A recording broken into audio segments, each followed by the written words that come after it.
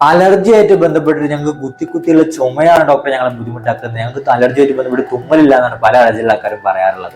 അപ്പൊ തന്നെ ഈ അലർജിന്റെ ചുമ മാറാൻ എന്തെങ്കിലും ടിപ്പ് പറഞ്ഞു വെച്ചാൽ പല ആൾക്കാരും കമന്റ് ആയിട്ട് ചോദിക്കാറുണ്ട്, അല്ലാണ്ട് മെസ്സേജ് ആയിട്ടും വരാറുണ്ട്. അപ്പൊ അങ്ങനെയുള്ള ഹോം മെയ്ഡ് ടിപ്പ് ഞാൻ പറഞ്ഞുതരാം.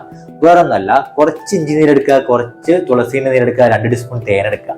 ഇത് മൂന്നും കൂടി മിക്സ് ആക്കിയിട്ട് എന്ത് ചെയ്യുക, രാവിലെ ഉച്ചക്കും രാത്രിയും ഭക്ഷണത്തിന് അരമണിക്കൂർ മുമ്പ് കഴിക്കുന്നത് നിങ്ങൾ വരണ്ട ചുമ കുറയുന്നതായിട്ട് കാണുന്നുണ്ട്.